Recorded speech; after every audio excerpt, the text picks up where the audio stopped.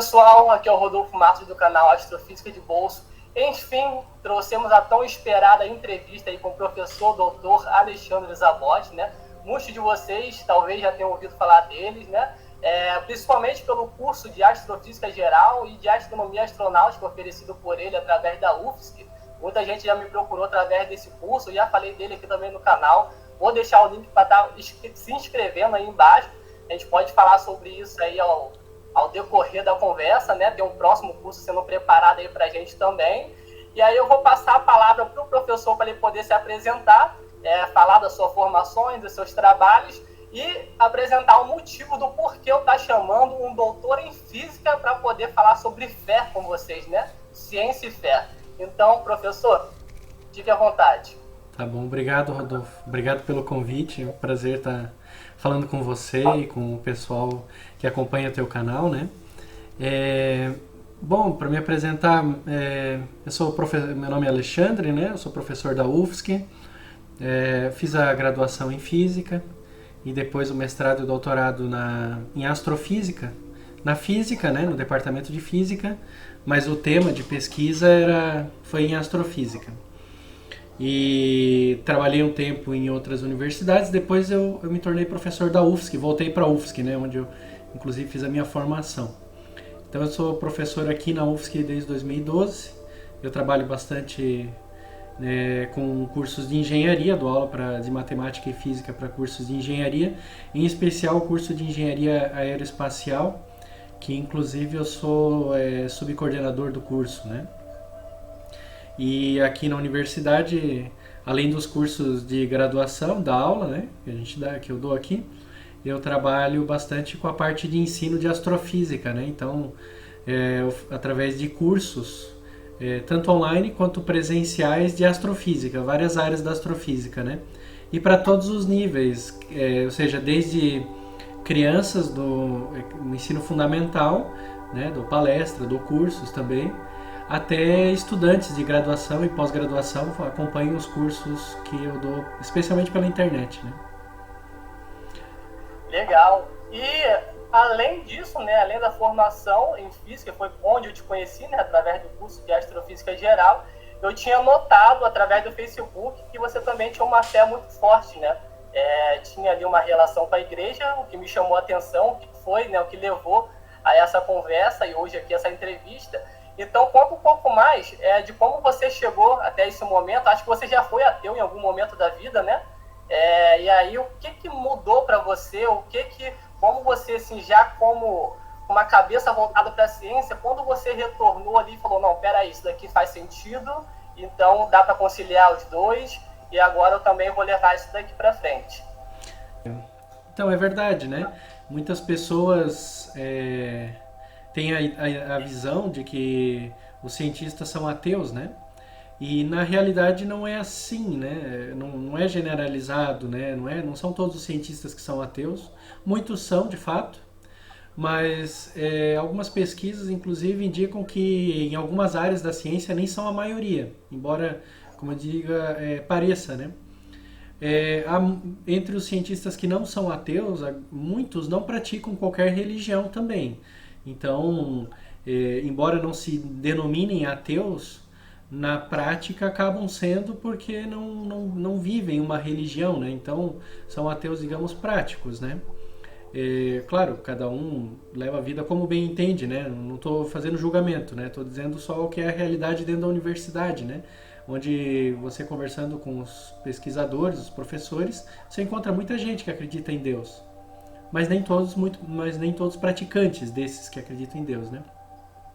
Aí, como você comentou, né, deu para reparar no meu Facebook ali, nos meus comentários, né, que eu, digamos assim, além de acreditar em Deus, sou bastante praticante, né? Eu sou católico e levo muito a sério a fé católica, né?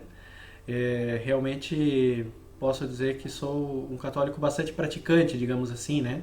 Eu vou à missa, enfim, e vivo realmente a fé católica em suas várias dimensões, né? E de fato eu fui ateu por um bom tempo, né? Acho que aproximadamente, eu não tenho uma data em que eu me tornei ateu exatamente, mas aproximadamente no final do ensino fundamental, início do ensino médio, mais ou menos naquela época, né? Em algum momento ali, como eu disse, não tem um dia específico, né? Em algum momento ali eu me tornei ateu, deixei de acreditar em Deus e tal, e achei que a ciência era capaz de me dar todas as respostas que eu procurava. E de fato dava, naquele momento a ciência dava todas as respostas que eu procurava, né? E estava muito satisfeito com isso. E permaneci assim ateu até quase o final da faculdade. Então, quando eu estava para me formar no curso, passei por uma experiência pessoal, né, bastante forte, e aí me converti. Mas não foi uma coisa muito instantânea, assim, né, aquele momento, mas né, essa conversão foi mais no nível intelectual. Ou seja, passei a acreditar em Deus né, tive como disse, uma experiência pessoal e passei a acreditar em Deus. Agora eu não coloquei em prática, porque então eu questionei que Deus seria esse, né? Então passei alguns anos tentando estudar várias religiões, inclusive, né? Comprei livros na época, aproveitei que eu estava na universidade, a biblioteca da UFSC tem muitos livros, então peguei muitos livros de religião emprestados da biblioteca da própria universidade, além de comprar alguns que eu achei mais interessantes, para ler sobre as várias religiões, né? E depois de alguns anos desse processo, aproximadamente depois de 3 anos, 4 anos desse processo, eu decidi me tornar um católico mesmo, né? E aí seguir a fé católica, né? E estudar a fé católica, né? Então passei alguns anos também aí depois estudando, me aprofundando na fé católica. Na verdade isso eu faço até hoje, né? Porque até hoje todos os dias eu leio a Bíblia e leio livros católicos sobre doutrina, sobre a vida, etc., católica, e me aprofundo nessa temática, né? E eu estou longe de ser uma exceção, né? Como eu disse, há muitos cientistas que são católicos ou espíritas ou evangélicos ou de outras religiões, né, não cristãs. Enfim, isso é bastante comum, apesar de que as pessoas não vejam isso com muita frequência, né? Acho que um caso bem famoso é o Marcelo Gleiser, né?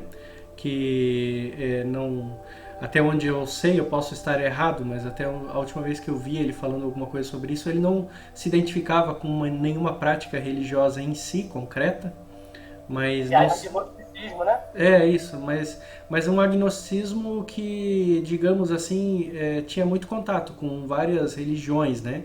Porque existe um agnóstico que ele acaba sendo, como eu disse, um ateu prático, que é o agnóstico que simplesmente ignora todas as religiões e, olha, eu não tenho condições de dizer nem que sim, nem que não. Mas não vive nenhuma religião, né? Então, ele é um agnóstico que, na prática, no dia a dia dele, é um ateu, ou seja, vive como se as religiões não existissem, né? Eu tenho a impressão que o Marcelo Gleiser não é nesse aspecto, porque até onde eu percebo pelos livros dele, pelos comentários, né? Mas como eu disse, eu não sou um expert em Marcelo Gleiser, né? Mas até onde eu percebo, ele tem um bom conhecimento de várias religiões, e inclusive incorpora, né, nas opiniões e nos discursos dele alguns aspectos dessas religiões, né? Então ele é um agnóstico mais praticante, entre aspas, eu diria assim, né? Não como se costuma ver por aí. Mais ou menos esse seria o resumo da história, né? Inclusive, o Marcelo Gleiser, ele tem um dos livros que eu li, que é A Dança do Universo. Sim. A primeira parte do livro inteiro é voltada para essa questão, mitos da religião, né, mitos da criação, e aí ele cita um pouquinho de cada uma, né, de cada uma religião, como foi colocada, como foi montada as ideias da criação do universo em si, da criação da vida. Então ele é um cara que entende. O que levanta aquela outra pergunta, né, a questão de que ele é um cara entendido, ele optou meio que por escolher, né? Escolheu ali não acreditar, ficar em cima do muro talvez, mas tem aquele grupo de pessoa que não teve acesso a esse tipo de informação também, né? Ele nunca ouviu talvez falar da maneira certa de Deus ou daquele Deus em específico. Como seria isso levado em consideração, essa parte de acabar não tendo acesso a essa informação? Exatamente, isso é o que mais acontece, né? E é bastante crítico, né? Eu não posso falar por todas as religiões, né? O que eu não conheço, então eu estaria falando coisas erradas, simplesmente erradas, né? O que eu consigo opinar mais e falar mais, um pouco mais de propriedade, porque já se vão aí, como eu disse, muitos anos de estudo, né?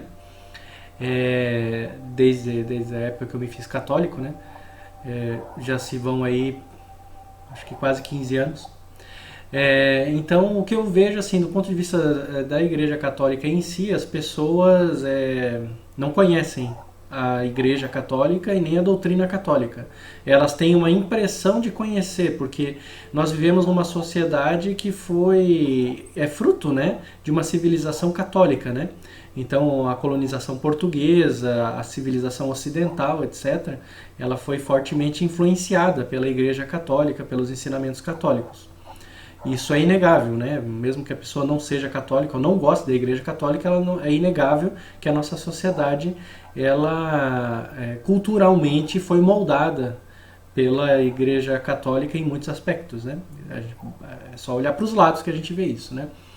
Como eu disse, sem defender aí mérito, dizer se isso é bom ou ruim. É evidente que eu acho que é bom, né? Porque eu sou católico, mas quem não é, não acha tão bom assim. Eu entendo isso.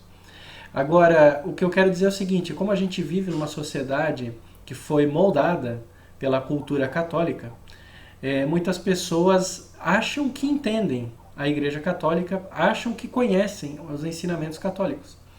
E não conhecem, porque basta você conversar um pouco com as pessoas e você vai perceber que elas não têm noção dos aspectos mais elementares da fé católica. E eu tenho a impressão, como eu disse, eu não conheço as outras religiões a fundo, né, para poder me manifestar assim sobre elas. Mas eu tenho a impressão que o mesmo acontece com outras religiões. Muitas pessoas emitem opiniões sem ter conhecimento. Nem mesmo conhecimento elementar. Eu não estou falando de você se tornar um especialista naquela religião. Estou falando de não ter o conhecimento, nem mesmo conhecimento elementar, né, daquelas religiões. Então eu acho que é muito importante, né, porque nós que gostamos de ciência, eu penso que nós somos pessoas que temos em comum, independente da origem de cada um, da crença de cada um, nós temos em comum um amor pela verdade, não é? Ou seja, um amor pelo conhecimento, por saber as coisas como elas são de fato. Acho que isso é o que há de comum entre todas as pessoas que se envolvem e gostam de ciência. Então, você sair emitindo opiniões sobre algo que você desconhece completamente é muito ruim, né? Porque significa que você está mentindo na prática ou sendo conivente com mentiras, né? Seria mais ou menos como uma pessoa que defende um grande absurdo do ponto de vista científico, vamos lá, né? Alguém que defende aí que a Terra é plana, por exemplo, e essa pessoa ela se nega a estudar as provas que existem de que a Terra não é plana. Né? E ela fica dizendo, o pessoal aí que defende que a Terra não é plana, né, que a Terra é esférica, eles são os mentirosos, as provas deles são infundadas. Aí alguém pergunta, mas quais são essas provas? Não conheço. Seria mais ou menos isso, né? Então é muito triste que isso aconteça, sabe? Justamente entre pessoas que supostamente gostam de conhecer a verdade das coisas, né? Como são as pessoas, como eu disse, que gostam de ciência, né? É verdade, isso me leva uma das coisas que a gente conversou que me marcou muito, eu até estava conversando recentemente, foi quando eu te procurei, né, para poder falar a respeito dessa questão espiritual, né, fazer uma relação ali com a ciência. Justamente te procurei porque sabia que você ia conseguir me emitir uma opinião que fosse honesta à ciência, né, do que pegar uma pessoa que é totalmente voltada à sua religião, mas desconhece alguns princípios ali que, vai violar e vai acabar talvez me afastando, né. E uma das coisas que você falou para mim foi, você dedica um tempo aí para estudar a física, para estudar a astronomia, mas o que você quer saber da religião, você pega ali só um pouquinho, né? Então, se você quiser realmente entender, você tem que ir a fundo tanto quanto você vai com a ciência, né? Tudo que a gente aprende ali, assim, né? Até a catequese, a crisma, assim, é muito superficial, né? Então, chegava com questionamentos muito grandes sem saber muito do básico. É a mesma coisa na física, né? Eu chegava com questionamentos muito lá em cima, sem saber o básico aqui, e que, na verdade, tudo se trata de um estudo, né? Você precisa se dedicar a estudar para poder entender, né? Não só emitir opinião baseada ali naquele básico do que você conhece ou do que é divulgado, né? Exato, exato, porque eu penso que aderir a uma religião, né, quando você faz esse processo, né, de se aprofundar e de viver aquela religião, é algo que traz consequências profundas para a sua vida, né? Por exemplo, algumas práticas religiosas, algumas crenças, elas impactam profundamente na forma como você vai viver, né? Se vamos dar alguns exemplos aí, né? Se você faz parte de uma religião que não consome álcool, por exemplo, isso vai ter consequências na sua vida, etc, né? E N outros exemplos, as pessoas podem pensar em N outros exemplos, né? E então eu penso que assim, não faz sentido você aderir a uma religião, se você é uma pessoa que gosta de estudar, que gosta de conhecer a verdade das coisas, etc., você aderir a uma religião apenas por sentimento. Ah, porque eu me sinto bem nessa comunidade, ah, porque eu gosto do que eles falam, ah, porque eu gosto daquilo, me faz bem. Isso é muito pouco, né? Isso poderia ser o primeiro passo, a primeira motivação para algumas pessoas, mas é muito pouco, a gente não pode parar aí. A gente precisa também conhecer essa religião, etc. E esse processo exige estudo.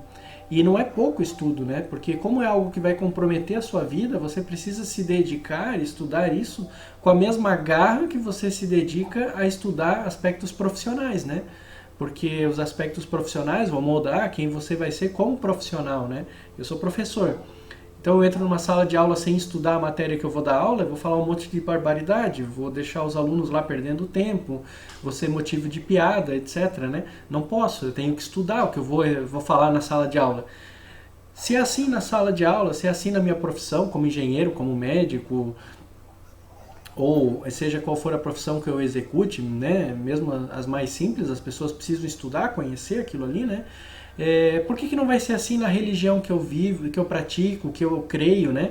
E que é importante para minha vida. Então precisa sim estudar e estudar muito, né? Como eu te falei, eu estudo diariamente, né, sobre religião e leio diariamente sobre religião, assim como diariamente leio e estudo sobre ciência também. É uma coisa que me acompanha todos os dias. Não tem dia de semana, feriado, final de semana. É sempre, todos os dias, né?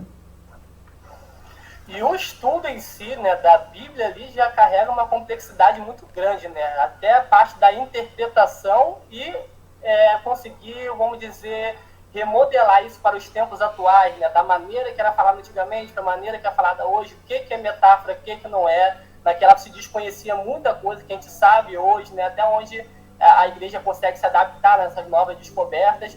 Até levanta algumas das perguntas que eu deixei anotado aqui.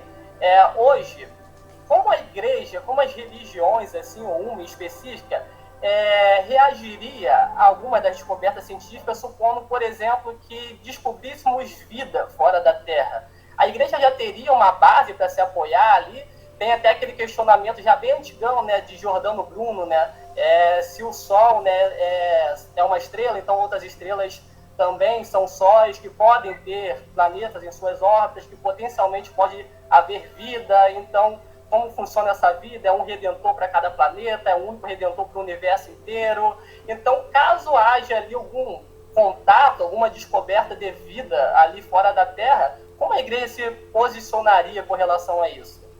Então, né, nesse ponto, especificamente a Igreja Católica, ela é muito sensata nas suas ponderações, no sentido de que ela não fica, não se entrega a divagações de algo que que não é conhecido ainda, etc, né? Então, se você for procurar nos documentos, você não vai encontrar documentos oficiais sobre isso, por exemplo, porque é uma realidade que, para todos os efeitos, hoje não existe, né? Ou seja, nunca detectamos, né? Então, não há qualquer tipo de documento oficial a respeito disso. Agora, o que a gente sabe é que algumas pessoas, alguns teólogos, estudiosos, pensaram um pouco nessa questão, né? E alguns, inclusive, importantes aí, né? Mas, de maneira geral, eu diria, olha, não há nada que impeça, né? Jamais se diria que isso é mentira, que essa detecção é falsa, não sei o que, etc, né? Inclusive, a Igreja Católica, ela tem um observatório astronômico, né? E esse observatório astronômico ele é dirigido pelos jesuítas, e eu tive inclusive a oportunidade de fazer uma escola de verão lá em Roma, nesse observatório astronômico, uma escola aberta para estudantes de doutorado em astrofísica do mundo todo, não importa a religião. E eu tive a oportunidade de conhecer lá, então, na época o diretor, Jorge Funes, um argentino, e hoje, então, o diretor do Observatório Astronômico do Vaticano, o Guy Consolmagno, né? E o Guy, ele disse numa entrevista que se descobrissem vida alienígena, não haveria nenhum tipo de problema doutrinal dentro da Igreja Católica. Os aliens seriam, eles usam uma expressão engraçada, né? Os aliens seriam nossos irmãos. E ele é um cara que pode falar, né? Porque ele, digamos assim, ele tem mais estatura do que eu, inclusive, para falar, né? Primeiro porque ele é físico, fez doutorado em astrofísica no MIT, e depois porque ele também é padre, né? Então ele conhece bem os dois aspectos, né? É um doutor em astrofísica pelo MIT, uma das melhores universidades do mundo. É diretor do Observatório Astronômico do Vaticano, que é uma grande instituição, tem inclusive um observatório próprio, né? É professor na Universidade do Arizona e também é um padre jesuíta, né? Então alguém que estudou bastante todas essas questões, né? Então eu poderia citar ele, por exemplo, né, que citou isso, mas inclusive autores mais antigos aí, alguns intérpretes de São Tomás de Aquino, que é um doutor da igreja, né, que dizem que na visão dele, né, ele nunca deixou nada propriamente escrito a respeito disso, mas dizem que seria possível extrair dos textos dele uma certa visão bastante positiva em relação a isso aí. Entendi. E hoje a Igreja Católica, você acha que ela abraça já bastante assim essas concepções e teorias científicas, como a da evolução, do Big Bang? Isso daí já está, já consegue ser entendido, viver no mesmo mundo sem abalar nenhum outro. Inclusive o Big Bang, né, teve um pontapé inicial com um padre, né, o Jorge Lemaitre. Outros padres, né, outros religiosos estiveram aí no meio desse caminho, né, o Mendel com a genética. E a Igreja Católica hoje, ela consegue conciliar se tudo é tudo ok ou tem rivalidade? Eu não diria Igreja Católica hoje, eu diria Igreja Católica sempre. Na verdade, nunca houve essa rivalidade com a ciência que as pessoas falam, né? Houve episódios pontuais aí que não caracterizam uma hostilidade da Igreja Católica em relação à ciência, de modo nenhum. De modo nenhum houve uma resposta negativa católica contra a ciência. Houve episódios pontuais, que a gente pode discutir daí, cada um dentro do seu contexto histórico, né? Por exemplo, da teoria da evolução, não há nenhum problema, a teoria da evolução com a visão católica, né? A única coisa que é importante ressaltar é que a Igreja Católica sempre disse sempre ensinou, né? O cristianismo sempre ensinou que o ser humano ele é composto de corpo e alma, e a evolução diz respeito à forma como o nosso corpo se desenvolveu, né, ao longo da história, né? Mas a alma ela é criada por Deus e é de origem espiritual, né? Então, naturalmente, a alma não faz parte desse processo evolutivo aí, né? Então, a igreja, por exemplo, não aceita a ideia de que o ser humano seria apenas matéria, né? Evoluída, né? Isso a gente chama, inclusive, de um evolucionismo, né? Ou seja, uma extrapolação da teoria da evolução. Uma extrapolação que a teoria da evolução diz respeito à evolução do material, mas não do espiritual, né? Não faz sentido as duas coisas, né? O ser humano é a união das duas. Quanto à teoria do Big Bang, como você disse, né? O Georges Lemaitre era um padre que criou, eu não diria que ele estava bastante envolvido, eu diria que o Lemaitre é o mais importante pai da teoria do Big Bang.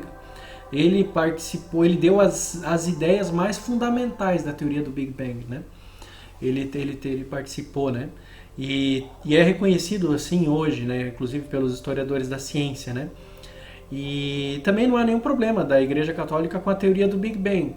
E a teoria do Big Bang não é vista dentro da Igreja Católica como a única possibilidade para o surgimento do universo, ou seja, é possível que existam outras teorias e os católicos estariam perfeitamente abertos a ela. Não é porque ela foi criada por um padre que ela virou doutrina católica, por exemplo, né, como algumas pessoas dizem. Isso também não é verdade, né? Você falou do Mendel, né?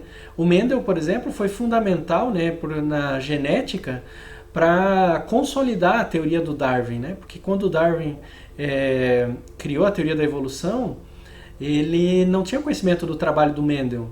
Né? Isso está bem consolidado, né? Embora os dois tenham sido contemporâneos ali, e o Darwin tenha chegado inclusive a receber um artigo do Mendel, mas ele não leu esse artigo, né? Isso aí é bem conhecido.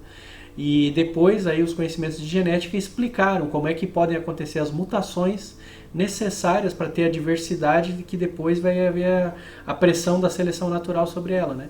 E então não há nenhum tipo de problema, sabe? Não, de maneira nenhuma tem algum problema da visão católica com os conhecimentos de ciência que a gente tem hoje. Há, naturalmente, áreas de maior, digamos assim, maiores incertezas, e é onde a gente poderia dizer que há um debate intelectual. Mas isso como acontece em todas as áreas da ciência. Agora, não um conflito, negação jamais, nada disso. E isso é legal ter separado, não sabia dessa visão da evolução do material, né, e a do espírito separada ali, né. Inclusive, né, como é dito na Bíblia, eu não sou um leitor da Bíblia assim, mas eu vou pegando alguns pedacinhos ali, Deus teria feito, né, o ser humano semelhante à imagem dele, né. E como seria esse aspecto evolutivo da questão assim, do passado, talvez das centenas de milhares ou milhões de anos, a evolução da espécie, o ser humano fosse se modificando materialmente falando, né? Fosse adaptando a alguns aspectos da natureza e fosse modificando. Então a alma continua, por mais que a matéria tenha se separado um pouco dessa semelhança. Não, quando a Bíblia fala que o ser humano foi feito à imagem e semelhança de Deus, ele não está falando do corporal, né? Ele está falando apenas na dimensão espiritual. São duas dimensões espirituais que o ser humano é imagem e semelhança de Deus. Primeiro porque o ser humano é um ser racional. É o único ser racional que existe, né? Os outros animais não são racionais. Então, Deus é racional, né? Inclusive, Jesus, se você pega no no Evangelho de São João, começa falando do verbo, né?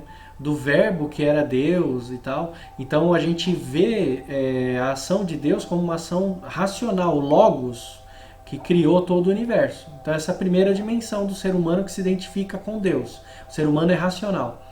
Outra dimensão fundamental para o ser humano, que o Papa João Paulo II esclareceu muito, inclusive, e ensinou muito sobre isso, é que o ser humano é um ser relacional também, que se relaciona com outras pessoas e a sua evolução como pessoa depende dessa relação, né?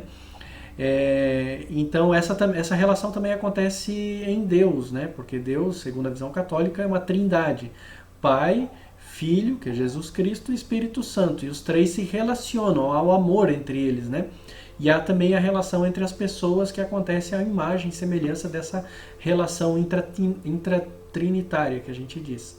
Então é nessas duas dimensões, no sentido de que a gente poderia ter qualquer corpo, não importa o nosso corpo, a forma do nosso corpo, ainda seríamos imagem e semelhança de Deus. Não tem qualquer restrição enquanto a isso, né? Agora, o corpo ele precisa ser capaz de sustentar, interagir, formar uma união com a alma, né? Então, para isso, por exemplo, são necessárias algumas potências aí do corpo, né? Vontade, os sentidos, etc. Desculpa, a vontade é uma potência espiritual, mas os sentidos e várias outras características aí que interagem com a alma formando uma unidade, que é o ser humano. Essa é a visão católica e por isso que não tem problema nenhum ter evolução corporal, sabe? Porque a gente é a imagem e semelhança de Deus na dimensão, como eu lhe falei, espiritual, né? Legal. E até puxando para o iníciozinho ali que a gente acabou falando a respeito disso, e o Marcelo Gleice também já falou a respeito disso, sobre a questão de crenças. No final, acaba que tudo é voltado a acreditar, né? Até o ateísmo, que é acreditar na não existência, né? Porque, na verdade, você não pode usar a ciência para descartar Deus, né? Assim como a gente não usa diretamente para provar, a gente não usa para descartar, né? Então, é aquela frase de Carl Sagan, né? A ausência de evidência não é evidência da ausência, né? Então, o próprio Marcelo Gleize, ali, ele fala, peraí que o ateísmo também é meio complicado, porque talvez seja até mais anticientífico, né? Você simplesmente se recusar a falar assim, olha, não existe só porque eu não estou vendo. Então é complicado, né? Então talvez você não fale que buracos negros não existem, que matéria e energia escura também não existe, porque você não está vendo, talvez, né? Então, você acredita também que tudo é voltado depois do aspecto científico? É para crença? A gente só cabe nós acreditarmos mesmo? Mais ou menos. O que acontece é o seguinte, isso é interessante porque muitas pessoas têm uma visão errada a respeito desse aspecto. Nós temos alguns elementos que são de fé, de crença, como você coloca, né? Então, esses elementos são os pontos de partida, e eles existem tanto na ciência quanto na religião, como você disse, citando o Glaser, né? Então, de fato, há os pontos de partida, que são os pontos de fé, tanto na ciência quanto na religião. Isso é inquestionável, né? Basta a gente olhar para os pilares da ciência e a gente vai ver isso, né? Há muitos pontos de fé na ciência, né? Um dos mais fundamentais é de que a gente pode descrever a natureza matematicamente, que ela é inteligível. A gente pode usar... Matemática é lógica. Então, significa que a gente pode usar lógica para descrever o comportamento natural. Né? Isso é um ponto de fé, porque a gente assume isso e faz a ciência, né? E ponto, né? A mesma coisa, existem alguns pontos de fé nas religiões, né? Agora, a partir do momento que você tem esses pilares, né, digamos assim, o fundamento, a construção a partir dele é usando a razão, usando a inteligência. Só que cada uma usa instrumentos diferentes para construir esse edifício do conhecimento, da verdade. Por exemplo, a ciência, ela faz esses pressupostos de fé. Então, parte, como eu disse, que o universo é inteligível, um exemplo, né? E depois o que ela vai usar é um método científico para estudar a natureza e construir relações. E vai construindo esse edifício da ciência.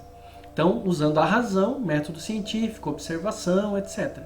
E o homem de fé? O homem de fé também parte de alguns dogmas, alguns princípios, e depois ele usa a razão. Por exemplo, a gente não estava falando sobre o homem ser imagem e semelhança de Deus? Isso é um raciocínio lógico. Eu parto do princípio de que a Bíblia é uma revelação de Deus ao homem. Então está escrito na Bíblia que nós fomos feitos à imagem e semelhança de Deus. O que quer dizer isso? Bom, para saber o que quer dizer isso, então, eu sei que esse trecho foi escrito em hebraico, um hebraico muito arcaico, né, de alguns milhares de anos antes de Cristo, aí 2, 3, 4 mil anos antes de Cristo. Então a gente vai lá estudar como eram os textos naquela época, vamos entender quais são as palavras originais, imagem e semelhança, o que esse povo entendia. Tudo isso é um estudo histórico, linguístico, geográfico, né? Uma exegese, uma interpretação bíblica. Isso é racional, isso não é fé. A gente vai estudando, vai entendendo, vai construindo. A partir disso a gente vai... Opa, então a imagem e semelhança quer dizer isso, não quer dizer aquilo, tal, tal. E a gente vai construindo, entende? No final, os dois processos constroem grandes edifícios, né, do conhecimento. E aí a gente consegue enxergar mais longe, fazendo, né, parafraseando o Newton, né, se eu enxerguei mais longe é porque eu me apoiei nos ombros de gigantes. A mesma coisa a gente faz na ciência, a gente faz na religião também. Se eu enxerguei mais longe é porque eu me apoiei nos ombros de gigantes que viveram antes de mim e compartilharam da mesma fé, usando a razão para poder chegar e enxergar melhor, entender quem é Deus, quem é o homem, como é que o homem se relaciona com Deus, etc., né? O Papa João Paulo II, que eu citei antes para você, ele era filósofo, né? E ele escreveu uma encíclica chamada Fides et Ratio, onde ele defende a harmonia entre a fé e a razão enquanto filosofia, não apenas razão enquanto ciência natural, né? Mais ampla a visão de razão que ele tem, né? E ele diz, no começo dessa encíclica, que a fé e a razão são como duas asas de uma ave que permitem que a gente voe mais longe. É uma imagem bonita, porque significa que só com a razão da ciência, o método científico, a gente não conseguiria, né? E se a gente usa também a fé, a gente consegue daí voar e alcançar voos mais altos, né? Entendi, legal. E assim, sobre alguns conceitos da Bíblia, que muita gente acaba usando isso até para poder tirar sarro, tentar interpretar a Bíblia às vezes de forma científica, né? Como se a Bíblia fosse sido escrito ali por cientistas ali, como fosse um manualzinho ali, né? E aí você tem alguns conceitos um pouco abstratos ali sobre a criação, sobre o conceito de dias, e quanto tempo Deus fez, né, a terra e o céu, e um deles é sobre a criação da própria humanidade, que Deus teria feito a gente do próprio barro, né, alguma coisa desse tipo assim. E na ciência a gente pode traçar um paralelo, né, com Carl Sagan, aquela frase que nós somos feitos de poeira das estrelas, né? Estaria, então, intrinsecamente ligado esses conceitos da gente ter sido feito da própria criação? Eu acredito que o barro seja a questão de modelar a gente da própria, vamos dizer, matéria, da própria criação, assim como as estrelas seriam, né, a matéria que surgiu ali primordial no universo, ali, que fundiu esses átomos que hoje nos compõem, né? Nós somos feitos de partes do universo, né? Tipo, esse cálcio dos nossos ossos, o ferro do nosso sangue, isso tudo sempre fez parte ali, né, de um grande processo que começou 13,7 bilhões de anos atrás, né? A matéria não se cria, né, do nada, né? Então isso tudo foi fundido até combinar nisso daqui, né? Na nossa matéria tudo está juntinho ali. Então teria uma relação da gente ser feito ali da poeira das estrelas, desses átomos, para a gente ter sido feito do barro da própria criação. Tem uma relação científica com talvez essa metáfora, esse conceito meio abstrato dentro da Bíblia? Sim, tem total relação, né? Uma coisa que as pessoas costumam confundir quando elas leem a Bíblia, assim, e querem ver na Bíblia respostas científicas, elas costumam pensar que a Bíblia foi ditada por Deus, né? Do ponto de vista da Bíblia cristã, né? A Bíblia não foi ditada por Deus, ela foi inspirada por Deus, é diferente. Ela foi inspirada por Deus em homens da sua época, né? Que se expressavam de acordo com o linguajar e o conhecimento da sua época. Então, para a gente poder entender a Bíblia, a gente precisa entender como essas pessoas que escreveram a Bíblia, inspiradas, fizeram isso, né? De novo, isso é bem, bem importante. A Bíblia não foi ditada por Deus, ela foi inspirada. Se ela tivesse sido ditada, a gente poderia esperar um texto pronto, perfeito, né? Mas não, ela foi inspirada em seres humanos que viviam lá na sua época. Então, o que a gente tem, por exemplo, quando a gente lê que o homem foi feito do barro, a gente tem uma revelação muito importante. Significa que o homem veio da matéria. Por exemplo, o ser humano não é um ser espiritual decaído. Isso é importante, é fundamental para entender quem nós somos. Significa que nós temos uma profunda ligação com a matéria, com a criação, com o universo. Estamos intimamente ligados, né? E aí a gente pode ver que o que o Carl Sagan disse está em completo acordo com o que os cristãos veem, né? Seria diferente se eu te dissesse, olha, Rodolfo, nós somos seres espirituais. Aí eu estaria dizendo uma coisa completamente diferente do que ele disse, né? E diferente do que está na Bíblia, né? Então é nesse sentido, né? Sim. E no conceito de morte, né? A gente chegou a falar um pouquinho sobre isso, o Marcelo mesmo já chegou a falar um pouco sobre isso no canal dele, e eu não sei se está de acordo, acho que não está de acordo com a visão cristã, né? No conceito de morte, ele diz lá que ele, inclusive, seria um medo para mim, para você também provavelmente, que a gente chegaria num ponto onde você, talvez existisse uma verdade absoluta e você não tem mais a capacidade de explorar, né? Você não tem mais um universo cheio de mecanismos onde você possa buscar entender essa curiosidade que nos move, que a gente busca através da ciência, né? O que nos inspira, que talvez depois da morte, subindo a um outro plano espiritual, isso acabaria essa essência de exploração, essa essência de tato, de estar sentindo, de ser o que nós somos, né? Ele acaba até falando assim, pô, não seria legal estar num lugar ali onde você simplesmente não pode questionar mais nada e onde você não pode aprender mais nada. É de fato assim ou não? A gente conseguiria, mesmo depois de, né, sair desse plano aqui, continuar essa nossa jornada que a gente começou aqui? Então, né, pode ser de fato assim em outras religiões, né? Como eu lhe disse, há muitas religiões, né? Na visão católica, na visão cristã, isso não é assim, né? E por que não é assim? Aí a gente, de novo, remonta ao que foi revelado, ao que está na Bíblia, ao que Jesus disse, né? Que é o nosso ponto de partida, o nosso ponto de fé, a revelação, né? Então, na visão cristã, a gente crê que depois da morte, a alma se separa do corpo momentaneamente e fica em Deus, né? É o que a gente chama, né, de visão beatífica. A pessoa fica em Deus momentaneamente. Se ela foi para o céu, né? Se ela não foi para o céu, então ou ela vai para o inferno, ou vai para o purgatório para aguardar para depois ir para o céu. Mas a alma é separada do corpo momentaneamente. Mas na visão cristã isso não é permanente. Na visão cristã existe um momento, que é o momento da parousia, quando Jesus volta, em que os mortos vão ressuscitar. As almas vão se unir de novo ao corpo, num corpo glorioso, que é o que aconteceu com Jesus. Depois que Jesus ressuscitou, ele apareceu para os discípulos e o corpo dele tinha outras propriedades. Ele aparecia dentro de ambientes fechados, né? Ele interagia com os apóstolos tendo o corpo, né? Diz para São Tomé, colocar o dedo na ferida, etc. Mas claramente ele tinha propriedades diferentes, esse corpo, tanto que às vezes os apóstolos nem reconheciam ele, né? E outros exemplos aí, né? Então, no ponto de vista cristão, o que vai acontecer é que depois da ressurreição haverão novos céus e nova terra. E nós vamos voltar a viver corporalmente junto com a nossa alma, né, espiritual, né? Então, do ponto de vista cristão, a gente vai continuar vivendo nesse mundo material aí, com leis diferentes, provavelmente, né? Esse corpo glorioso, o universo vai ser diferente, mas vamos continuar vivendo como a gente vive aqui, vamos continuar a ser quem nós somos aqui, etc, né? Essa é a visão cristã, né? Então, no caso, esse céu final, né, esse céu absoluto, assim, ele estaria vazio agora, né? A gente não estaria indo diretamente daqui para lá, né? A gente ficaria num outro plano aguardando, seria isso?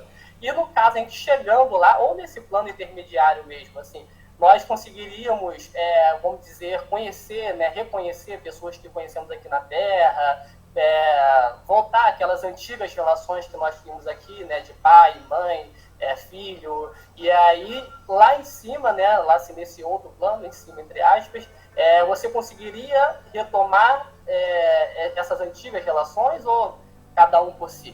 Esse novo céu, esse céu definitivo, né, que vai acontecer depois da ressurreição dos mortos, na visão católica, é aqui, né? Os mortos vão ressuscitar aqui, não em outro lugar. Assim como Jesus ressuscitou aqui, não em outro lugar, né? Então, é aqui mesmo. Hoje aqui estão numa dimensão puramente espiritual, né? Aguardando a ressurreição, né? E vamos todos, com certeza, reconhecer os parentes, os próximos, os entes queridos, porque vamos manter a nossa identidade, né? Nós não vamos nos dissolver no universo ou qualquer outra coisa assim, ou ter um tipo de amnésia. Não, vamos conhecer as outras pessoas, porque as outras pessoas vão estar conosco nesse ambiente, né? Entendi. Isso é uma visão otimista, né? Isso é muito legal, assim, isso é confortável. De verdade, eu ouvi isso. Inclusive, quando eu te procurei para poder falar a respeito desse assunto, né? Já falava um pouquinho ali mais já voltado para a física, foi quando eu tive alguns conflitos, né, internos, assim.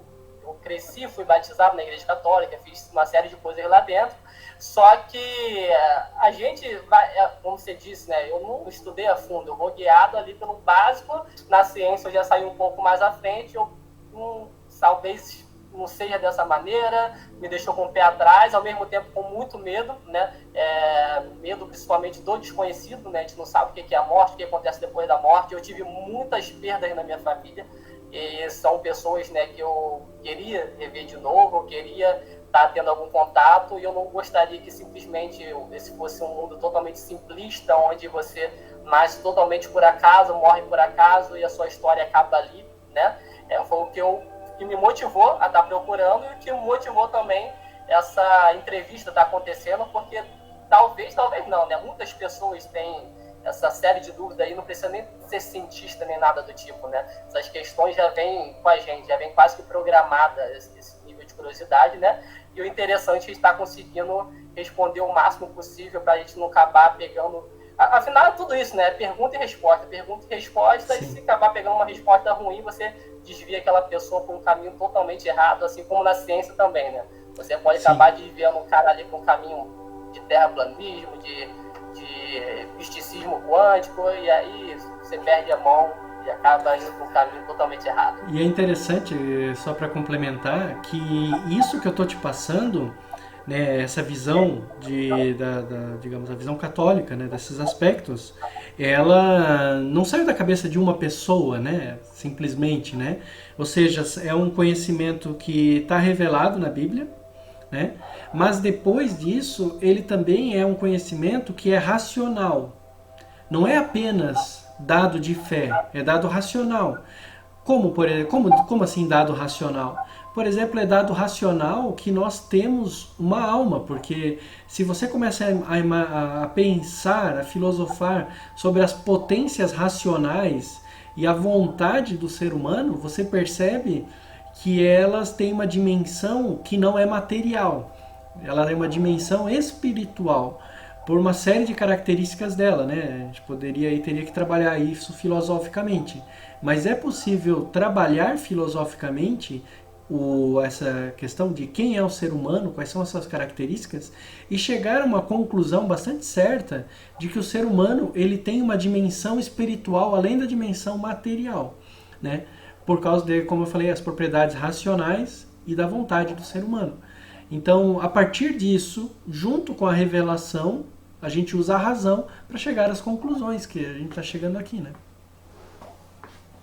Sim, e nesse aspecto, a gente hoje, assim, a gente pode dizer que a gente tem alguma evidência da existência de Deus, evidência científica, ou não? A gente trabalha ali no que a religião, né, ela vem trazendo, ou a ciência já se meteu ali no meio e falou, opa, isso aqui...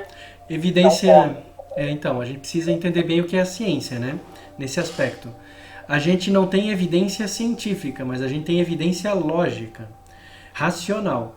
A ciência, ela é um método empírico para determinar, para conhecer a natureza.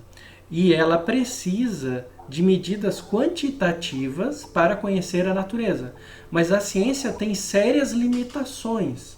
Por exemplo, a ciência não é capaz de descrever quantitativamente o que eu sinto ou o que eu penso. Né? Então, por exemplo, o amor que eu sinto pelos meus filhos, a ciência não consegue descrever quantitativamente isso.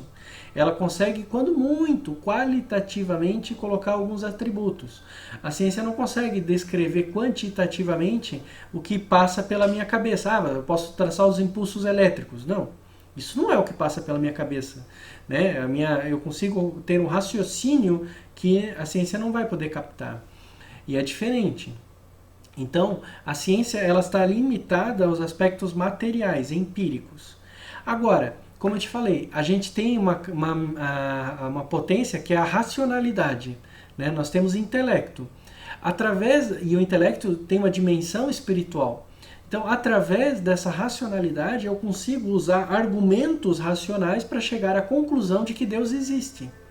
E há vários pensadores e vários filósofos muito importantes na história da humanidade, como Aristóteles, como Descartes, como São Tomás de Aquino e vários outros pensadores muito importantes que escreveram tratados de filosofia a esse respeito, né? Nem todos eles cristãos, né? Eu falei, por exemplo, Aristóteles, né? E é possível para o ser humano chegar à conclusão de que Deus existe. Tanto é possível que praticamente em todos os lugares do mundo onde há trabalho intelectual, né, um desenvolvimento intelectual, as pessoas chegaram à conclusão de que Deus existe e conseguiram compreender alguns atributos de Deus, inclusive, né? Que Deus, né, quem pensou mais e tal, conseguiu entender que se Deus existe, ele é único, por exemplo, e ele tem é todo poderoso, etc. Né? Então são atributos que o intelecto consegue atingir, a lógica. Agora, a lógica não é científica, estritamente falando, porque, como ele disse, ciência é um método para a gente estudar a natureza. Ela não resume todas as verdades do universo nesse método. Algumas verdades são alcançadas pela filosofia apenas, que olha as questões de um ponto de vista racional, intelectual, né? Não empírico, experimental. Então a gente precisa, sim, ter um grande respeito pela ciência, precisa sim estudar a ciência, mas a gente não pode colocar a ciência num pedestal que é falso, que não corresponde à realidade das coisas. E o que é falso? Dizer que a ciência ela consegue contemplar toda a realidade. Ela não consegue, ela é limitada. A gente também precisa do intelectual, da filosofia, para contemplar toda a realidade, né? E por meio da filosofia, sim, chegamos à conclusão que Deus existe. Por meio da ciência empírica, não. Não chegamos e nunca chegaremos. Porque Deus não é material, Deus é de uma dimensão espiritual, né? E essa seria, inclusive, uma das etapas, vamos dizer, de avaliação, vamos dizer, de Deus em querer que a gente siga Ele, não Ele se mostrando e falando, gente, vem cá, me siga, né? Mas a gente entendendo esses princípios e escolhendo seguir, né? E agir dessa maneira para que acreditemos, para que sejamos, vamos dizer, recompensados, salvos, né? Pelo aquilo ali, mas não se mostrar ali e falar, ó, eu tô aqui, é de verdade, agora vem. Porque assim seria muito fácil também, né? É pior do que fácil, né? Pior do que fácil. Se acontecesse isso, nós não teríamos liberdade. Porque uma vez que um ser infinito se revela para um ser finito, como ser humano, a gente perde toda a liberdade de ação. Ou seja, se Deus aparecer diante de mim, eu não tenho mais nenhum tipo de opção a tomar aqui, né? Porque ele é infinito, preenche tudo, né? Então, Deus quis correr o risco da nossa liberdade, porque somente seres livres podem dizer sim ou não. Quem não é livre não pode dizer sim ou não. Sim ou não para o quê? Para o certo e para o errado. Então, se Deus nos oprimisse completamente com a sua presença, nós não teríamos liberdade de escolher entre o certo e o errado. E Deus quis que a gente escolhesse entre o certo e o errado. Quis dar a liberdade para a gente. Então faz parte desse processo de liberdade que a gente não tem esse acesso completo, pleno a Deus, né? Nós somos seres finitos. Agora, Deus deixou no nosso coração esse sentimento, digamos, essa saudade de Deus, né? A gente percebe pela nossa razão, pela nossa vontade, pelos nossos sentimentos, de que Deus existe e que eu posso me relacionar com Ele e através disso descobrir o que Ele espera de mim. Dentro da doutrina católica, da visão católica, isso se chama lei natural. Então existe uma lei natural que todo homem percebe, por exemplo, que é errado matar. É errado matar uma pessoa inocente, né? Qualquer civilização sabe disso, que é errado matar, né? Mesmo as civilizações que faziam sacrifícios humanos para as divindades, faziam não porque achavam que era certo matar, mas porque pensavam que as divindades mandavam fazer aquilo, né? Então, eles faziam em ato de obediência, não porque achavam que aquilo era uma coisa certa. Como, por exemplo, eu sei que é certo amar os meus filhos, a minha esposa, os meus amigos e ajudá-los, né? Isso eu sei que é certo, eu não preciso que uma divindade mande eu fazer, né? Isso é natural, né? Isso é natural, um pai amar o seu filho. Isso se chama lei natural. Isso Deus colocou no nosso coração e é uma forma, inclusive, de concluir que Deus existe, concluir racionalmente, né? Todos esses sentimentos que nós temos, né? Tá certo. E eu vi em algumas situações, a gente chegou a falar um pouquinho sobre a questão do terraplanismo, negacionismo, vamos falar sobre isso só para a gente conseguir descartar um ponto, né? Obviamente, o terraplanismo não se apoia na ciência, né, de maneira alguma, mas eu já vi algumas justificativas de que ele se apoiaria, essa justificativa vindo deles, né, que eles se apoiariam na religião, né, que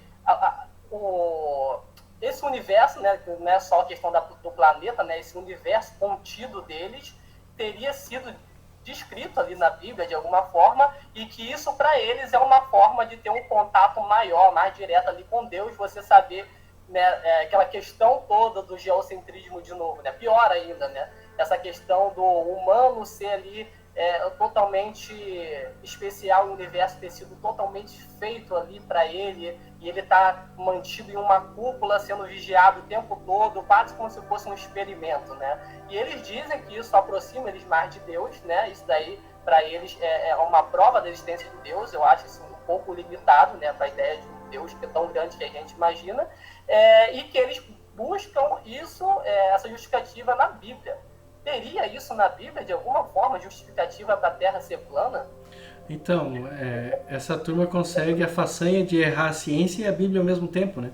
Não tem nada disso na Bíblia, né? E É lamentável, né? O que eu posso dizer é lamentável que pegue uma passagem da Bíblia e interprete ela completamente, de modo completamente descontextualizado de todo o resto da Bíblia, né? E de toda a tradição cristã que estudou a Bíblia. Eu não posso pegar a Bíblia hoje e sentar aqui e ler e começar a tirar conclusões sozinho, né? Existe mais de 2.000 anos, porque tem a parte do Antigo Testamento, que é judaica, né? Existe mais de 2.000 anos de pessoas tremendamente inteligentes, tremendamente cultas, perto de quem eu sou um piolho, né? Que estudaram a Bíblia e deixaram isso ensinado pra gente. Como é que eu vou querer, como eu te disse, um piolinho aqui, né? Querer saber mais do que essas pessoas, né? Então é ridículo isso que eles fazem. Vai contra o que está na Bíblia e mais do que isso, vai contra toda essa grande tradição de interpretação que a gente chama de exegese bíblica, né? O que eu vou dizer, né? Está errado cientificamente e religiosamente para quem está se apoiando na Bíblia. Se ele quiser se apoiar em outro livro de outra tradição religiosa, daí eu já não sei porque eu já não conheço tão a fundo, eu não poderia afirmar, né? O que eu posso te falar é que no cristianismo não tem qualquer base um negócio desse. Ou seja, eles conseguem irritar todo mundo, né? Consegue Todos os irritar todo lados. mundo, É que nem a turma do horóscopo, né?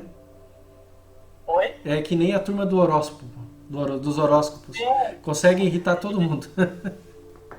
Eu cheguei a escrever um artigo que eu publiquei sobre pseudociência, né? A ciência, o embate entre ciência e pseudociência, da pós-graduação de física, me sentindo a obrigação de falar sobre isso. E ao longo do artigo, eu fui vendo assim, a Terra plana é o menor dos problemas, porque é só um problema intelectual. Vamos falar aqui, né, sobre o negacionismo a respeito do aquecimento global, sobre o movimento anti-vacina. Só que no final da pesquisa ali, você chega à conclusão que o terraplanista é isso tudo. Ele é um cara totalmente negacionista a respeito de tudo, sobre a vacina. É o cara que acredita em astrologia, é o cara do misticismo quântico, é o cara que ofende a religião, ofende a ciência, tudo, cara. Os caras conseguiram pegar tudo de pior para fazer. É implicância. Acho que esses caras, no fundo, eles sabem, mas eles querem implicar de alguma maneira. Eu acho que alguns têm uma vontade verdadeira de fazer ciência, de olhar a natureza e entender como ela funciona. Mas tem um problema, que é negar a base, negar os outros que já passaram por aqui e deixar no seu legado científico, né? Então, quer construir tudo a partir dele mesmo. Eu diria que o maior problema deles é a arrogância, soberba. Porque é não querer olhar para o passado, para o que todas as outras pessoas fizeram. Por que que só eu é que consegui descobrir a verdade, né? Quem eu sou para ser o único que conseguiu descobrir a verdade? E eu te digo de novo, eu falo isso do ponto de vista religioso e do ponto de vista científico. É uma atitude sem fundamento nas duas dimensões, religiosa e científica, né? Então, esse é um dos motivos, né, de, por exemplo, eu achar absurdo uma pessoa que cria a própria religião, porque quem eu sou, né, para criar minha própria religião? Acho que é tão ridículo quanto a pessoa que cria a própria ciência, nesse exemplo aí. Eu, inclusive, já tive uma conversa direta com o Vira e Mexe, né? Depois desse canal aqui, a gente arruma umas discussões aí do nada, né? E ele disse pra mim assim, cara, eu entendo, né, a sua visão, acho que você é um cara inteligente e tudo mais, porém, os caras que vieram antes de você estavam mentindo. Os caras fizeram ali todo um complô e você aprendeu da maneira errada. Aí eu falei, cara, e a informação que você tem, você viu aonde? Porra, no YouTube.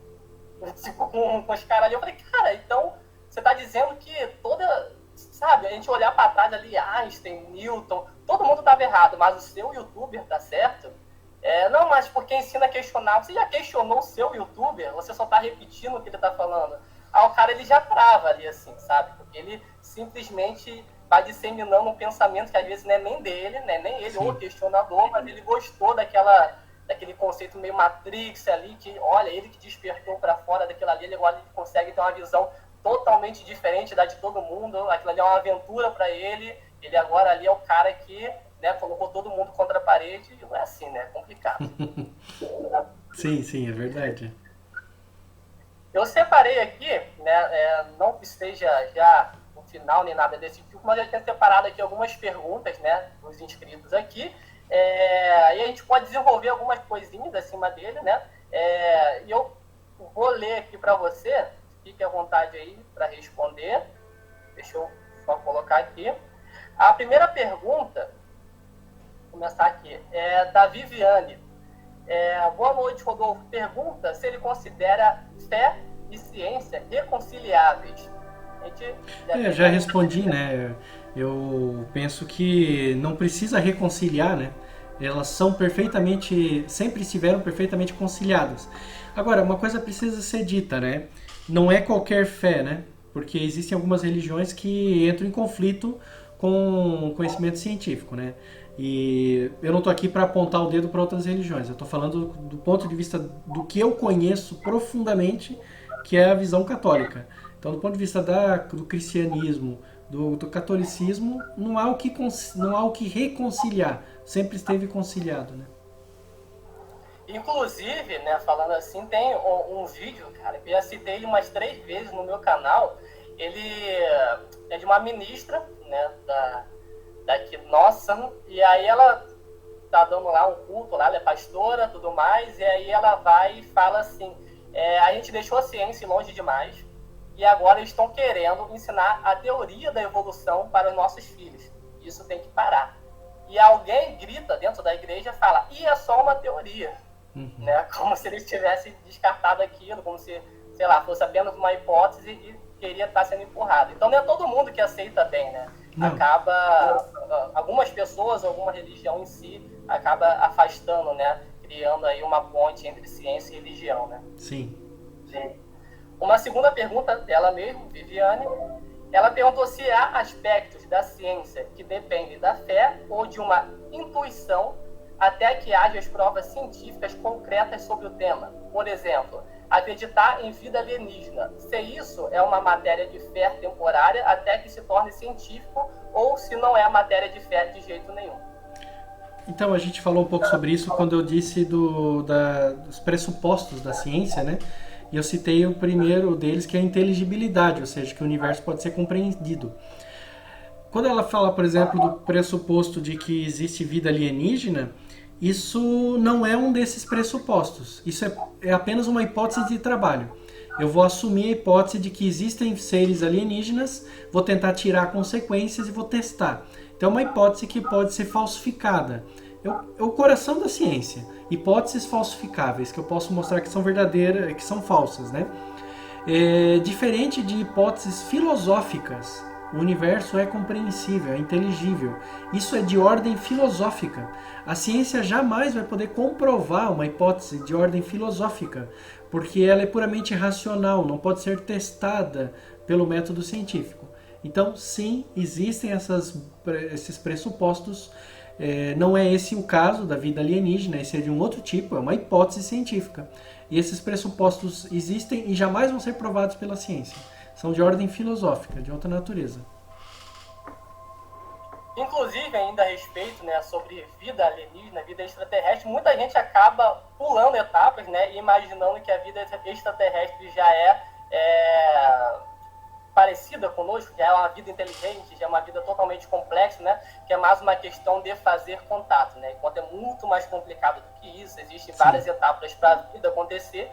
E sobre essa questão do contato, seria algo bem difícil, né, inclusive em uma outra entrevista você se mostrou um pouco até, assim,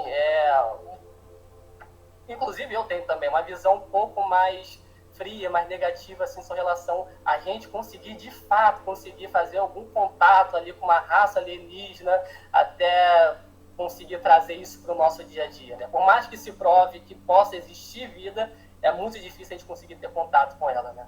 Exato, eu não acredito na possibilidade do contato, né, com uma civilização inteligente. Não é que eu não acredite nas civilizações inteligentes, eu não acredito na possibilidade do contato. E existem vários argumentos, né, enfim, até no curso lá de astrofísica, na parte de astrobiologia, eu abro bastante essa questão, explico, né, por que isso, né. Uma outra coisa, né, citada, não sei se foi no curso de astrofísica ou de astronomia astronáutica, eu nunca tirei isso da minha cabeça, eu morri de rir com isso, sobre a ideia de que se fizéssemos, né, esse contato mais direto com seres extraterrestres, alienígenas, quais seriam nossas relações, né, se seríamos, vamos dizer, inferiores ou superiores, o que faríamos com essa raça, ou, inclusive, eu nunca esqueço essa frase, se poderíamos usar os ET como comida. Poderia acontecer qualquer coisa nessa relação. É verdade, né? Como saber, né? A gente tem um exemplo aí próprio, né, dessa própria exploração do planeta, né, as diversos tipos de coisas que aconteceram na guerra por território, né, o maior acaba criando ali uma vantagem sobre o menor, e vai que os caras são altamente tecnológicos e mal intencionados e decidem, ó, a Terra agora é nossa, se afastem aí, né, ou a gente faz isso com eles, né, vai saber, né. Sim, com certeza. Sim. A próxima pergunta vai do Jorge Júnior. Ele falou, pergunta para o professor Zabot, como o senhor concilia a ciência naturalista e a filosofia cristã, quando esta pertence a matrizes filosóficas diferentes e com pressupostos diferentes? Então, Jorge, eu discordo que elas pertençam a matrizes diferentes. Eu vejo que elas pertencem ao mesmo tipo de abordagem. Vou me explicar. Eu estava falando ali do processo de criação da ciência, de ter suas bases e depois construir, através do método científico, esse castelo do conhecimento científico, e depois existe o castelo do conhecimento teológico, né, que é construído da mesma maneira. As duas partem do mesmo pressuposto e usam métodos muito semelhantes. As duas partem do pressuposto de que algumas coisas são dadas como verdade e a gente precisa aceitar, e que depois, a partir dessas coisas, a gente vai usar uma exploração intelectual para conhecer a realidade. Então, do ponto de vista da matriz de pensamento, tanto naturalista quanto cristã, teológica, como você cita, as duas têm a mesma fé e o mesmo processo, inclusive, né? Muda a concretização, né? Que num processo usa um método científico e no outro o processo usa um processo mais lógico, argumentativo, teológico, né? Mas as duas, elas acreditam que o ser humano é capaz de construir esse edifício da verdade, do conhecimento. O ser humano é capaz de conhecer, e isso não é pouca coisa, isso é muita coisa, é muito grande. O ser humano é capaz de conhecer. E as duas compartilham desse sentimento. A gente poderia pensar, para entender melhor o que eu estou querendo dizer, no exemplo contrário. No exemplo contrário, em que nós poderíamos imaginar uma civilização, uma pessoa, né? Umas pessoas que pensassem que elas não têm capacidade de conhecer a realidade. E isso existe, né? Existem filosofias que dizem isso, que o homem não é capaz de conhecer o real, conhecer a realidade, que os nossos sentimentos nos enganam, que os nossos sentidos nos enganam e a nossa própria razão nos engana, né? Então as duas negam esse pressuposto e as duas dizem, não, eu consigo conhecer a realidade. Eu não consigo conhecer a realidade completamente, nem usando a ciência, porque a ciência sempre está por se reinventar, sempre está por descobrir coisas novas, corrigir coisas antigas, e nem teologicamente, porque Deus é infinito, então eu jamais vou, num processo finito, conhecer o infinito. É impossível. Mas as duas se assumem que são capazes de conhecer a realidade e as duas assumem que esse processo pode ser construído, né? Então, eu vejo que são realmente como duas asas que levam o homem a contemplar a verdade. E não como coisas opostas, etc. E duas asas necessárias. Não é, vou escolher essa ou vou escolher aquela. Você vai ficar manco, vai voar torto, né? Você precisa das duas. Inclusive, sobre essa questão, né, como nós podemos entender essa realidade, a gente chegou a conversar há um tempo sobre como seria imaginar o céu, o paraíso, vamos dizer assim, a versão final, né? Não daria para imaginar, né? Porque ela foge à nossa realidade, né? Sim. Então a gente imagina assim, se é o universo que nós estamos aqui, o planeta, o nosso próprio organismo, que já é complexo demais para a gente entender, imagina entender algo que a gente não faz ideia que seria ainda mais complicado, mais complexo ainda, né? Então, é algo que passaria longe, né, da nossa mente, né? Sim, com certeza. A gente tem alguns elementos, né? Como, por exemplo, a narrativa da ressurreição de Cristo, mas traz alguns elementos, mas não revela tudo pra gente, né? Sim.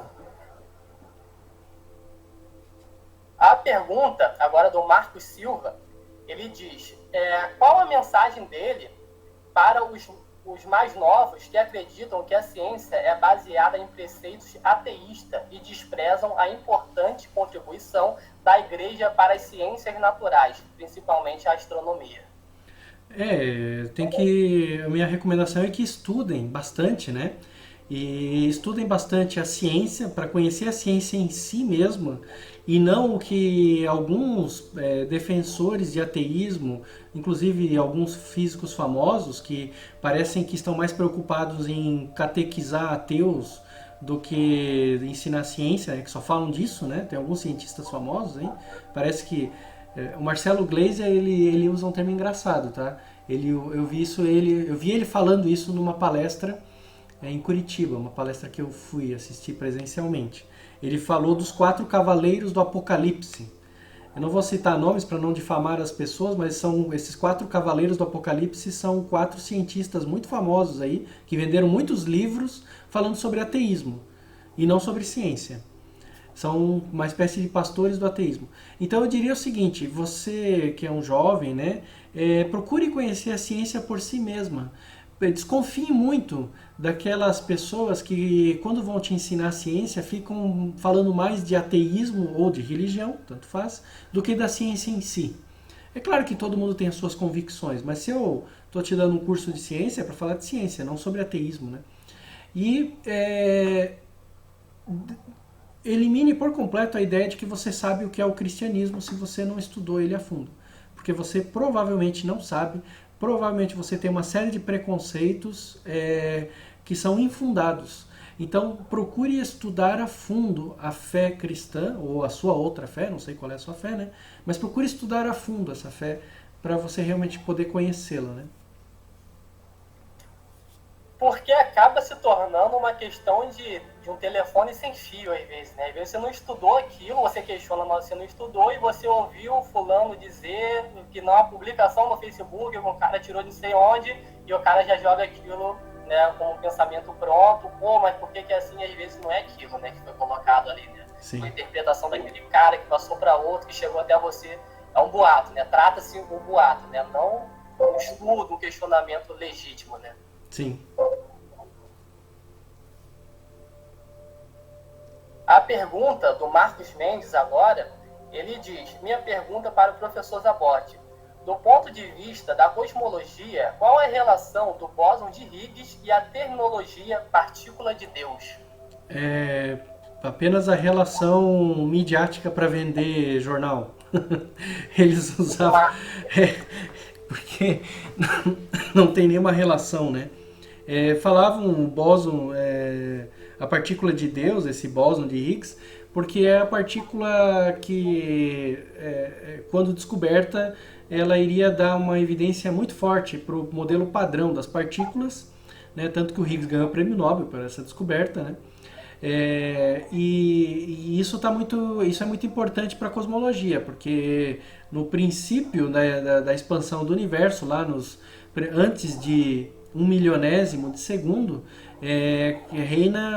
as energias são tão altas que reina a física das partículas mais fundamentais, e aí, se não existem partículas, seria a física das supercordas ou qualquer outra coisa. Então é muito importante para os modelos cosmológicos isso aí. E há uma disputa dentro da física de saber se o correto são que o universo é feito de partículas, modelo padrão de partículas, prótons, elétrons, quarks, muons, fótons, ou o universo é feito por supercordas, né? Então o bóson de Higgs foi uma proposta que dá muita força para que o universo seja feito de partículas, não de supercordas. E o Higgs ganhou o prêmio Nobel por causa disso. Isso é muito importante na cosmologia. Mas não tem nada a ver com partícula de Deus, é porque é uma partícula que todo mundo esperava descobrir para poder escolher entre um e outro modelo, né? Inclusive, teve um marketing em cima disso, né? Foram escrever, não sei se foi um livro ou se foi um artigo, onde o nome seria A Partícula Amaldiçoada por Deus, ou A Partícula Amaldiçoada, e o cara falou, não, isso não vai vender, não faz isso, né? Bota um nome aí que a galera possa abraçar, se sentir mais confortável, então tira o Amaldiçoada, A Partícula de Deus, daí vende, né? Aí acaba a galera pegando pelo nome, né? Pois é.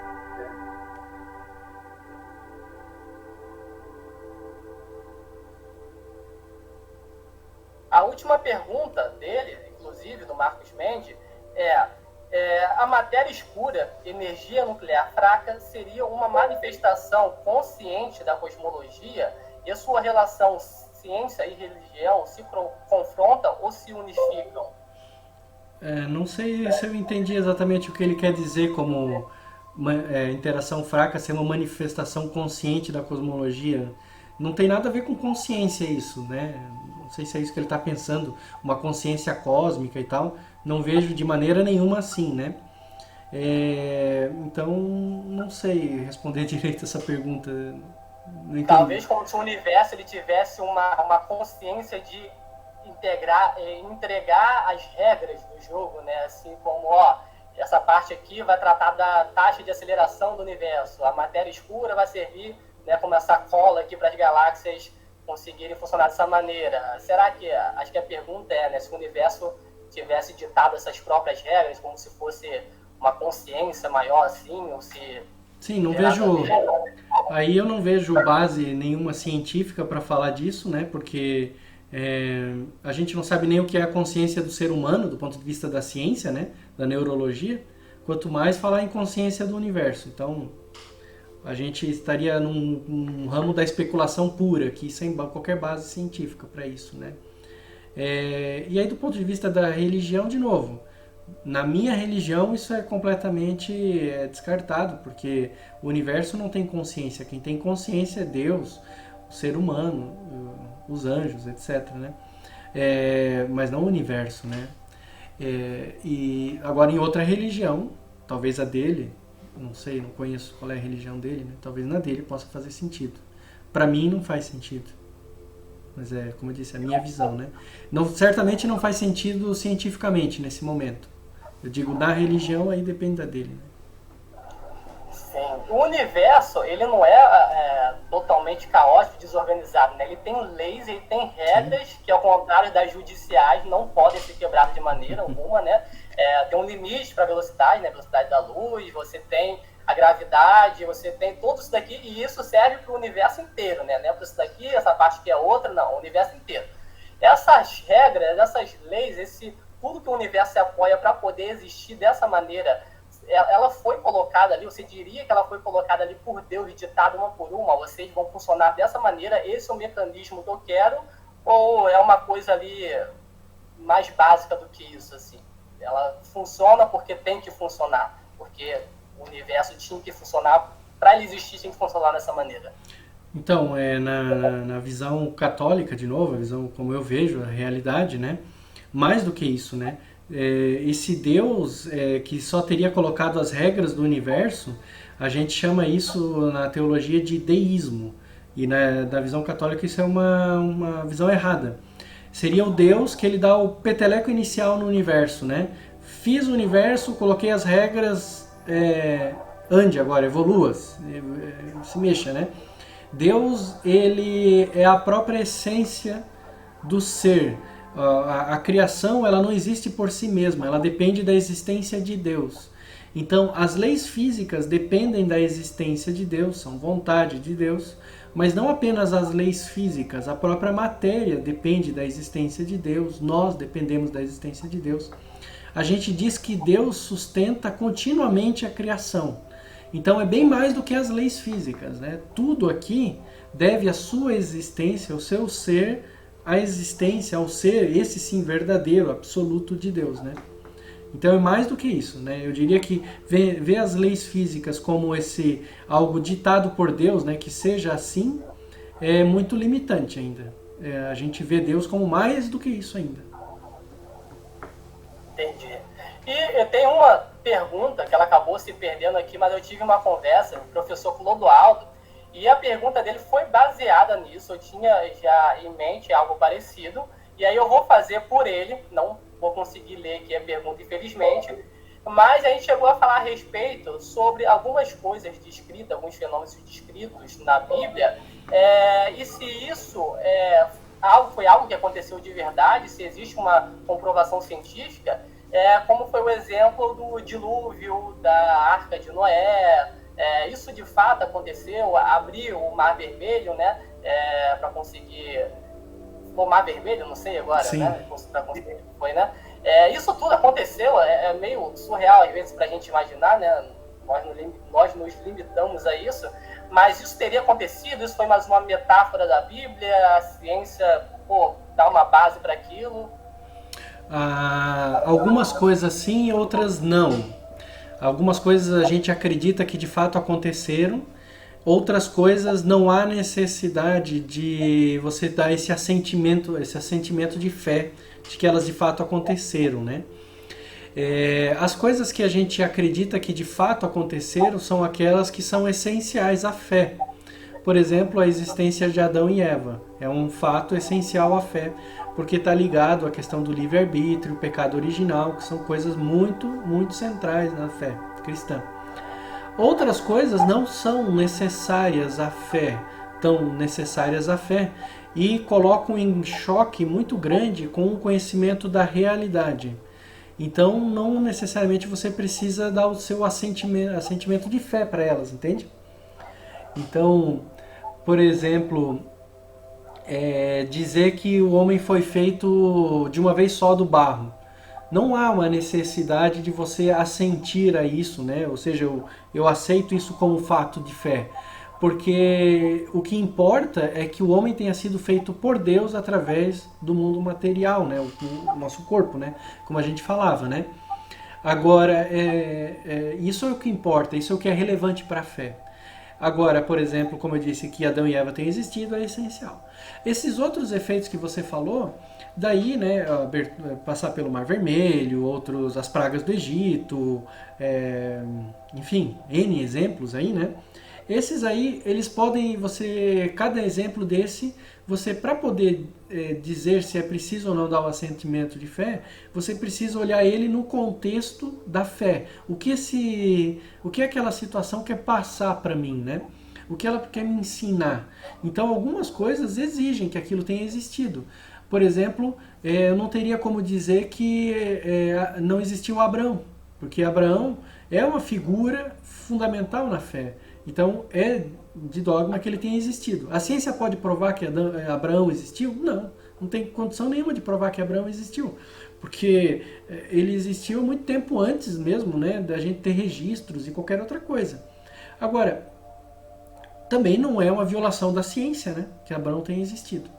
Por outro lado, está muito ligado na pergunta dele a existência dos milagres, né?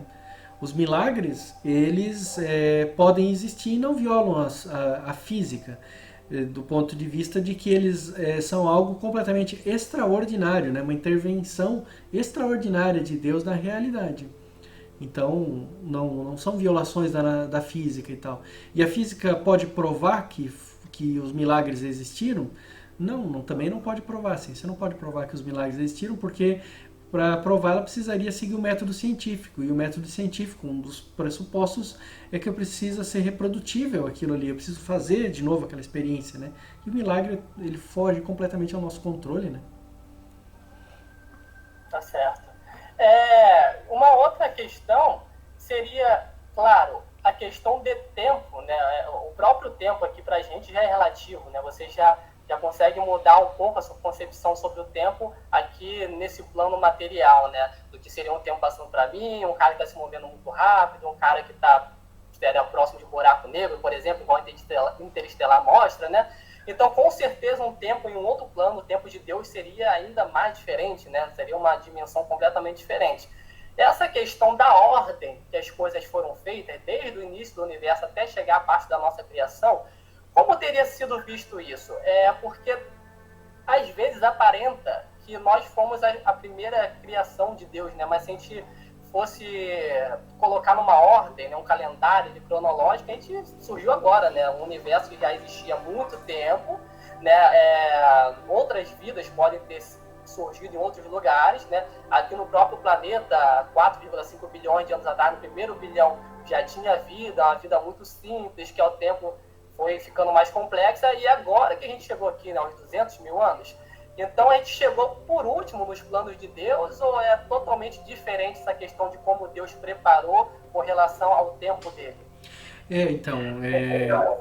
Deus não está contido no tempo, né? O tempo não existe para Deus, né? O tempo existe para nós, porque o tempo é algo digamos assim, material, da realidade. Não é algo espiritual, né? Então, por exemplo, conectando com a pergunta anterior, não há nenhuma necessidade de você querer acreditar que o universo tenha sido feito em 7 dias. 7 dias indicam um processo. E é o que a ciência vê. A ciência vê um processo também. A ciência vê uma evolução. É isso que está sendo dito, né? Para Deus, não existe o tempo. Deus, vamos fazer uma analogia com o espaço. Se você está dentro da cidade, você vê só, né, ali na tua frente, do lado e tal. Se você puder pegar um helicóptero e levantar voo, você vai ver a cidade toda de uma vez só, não vai? Você, de um relance, consegue enxergar toda a cidade. Deus consegue fazer isso não apenas no espaço, mas no tempo.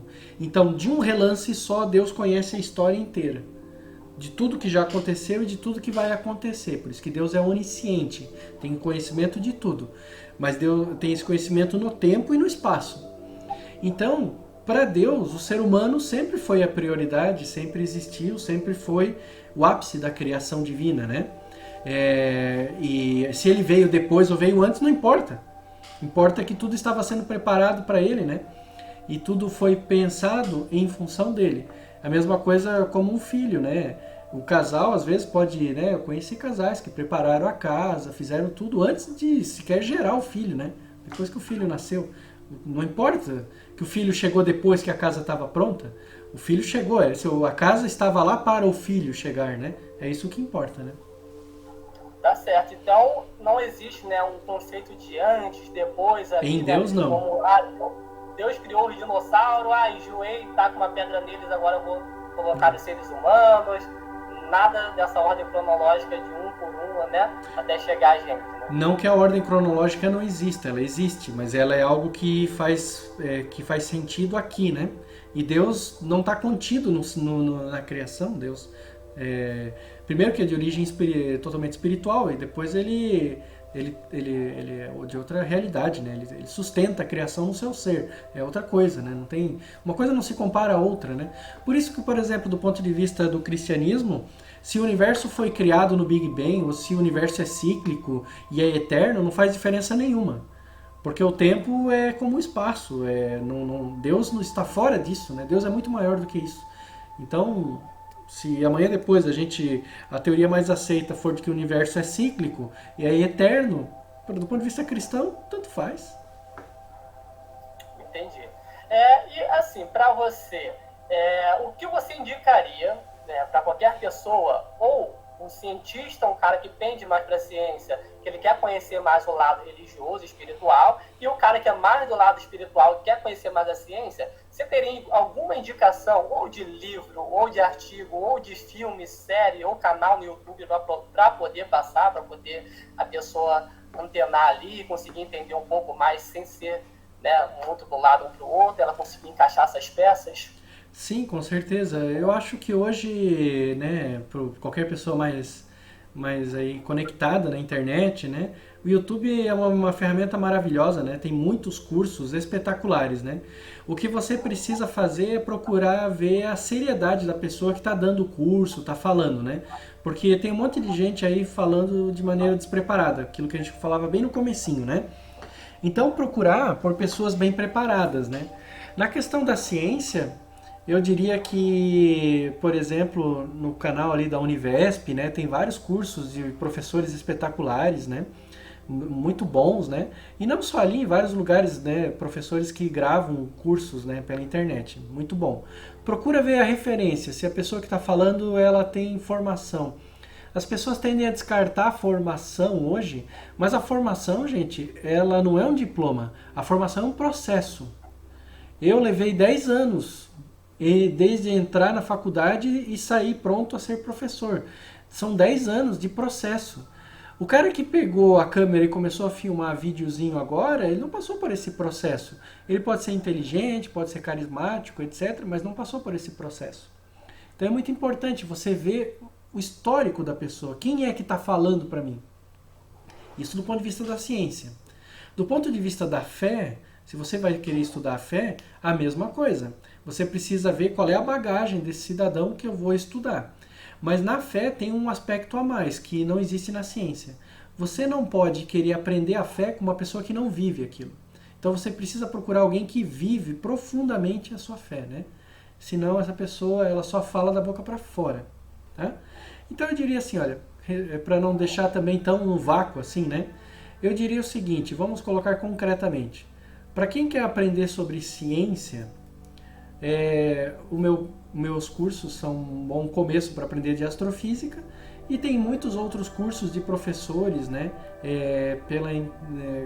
de universidades aí colocar na internet, né? Então, por aí, né? E para quem quer aprender sobre religião, eu indicaria nesse momento que a pessoa procurasse, tem muitos outros, tá? Mas eu indicaria, olha, se você quer aprender sobre catolicismo, procura sobre os vídeos do Padre Paulo Ricardo na internet, tá? Padre Paulo Ricardo, só digitar Padre Paulo Ricardo no YouTube, o canal dele tem mais de 1 milhão de inscritos, você vai achar, tá? É uma pessoa que você vai poder aprender muito com ele. Não são os únicos, você pode procurar mais, mas daí tem que cuidar com esses critérios aí. E livros e filmes, teria algum que você consiga imaginar que dê para relacionar os dois?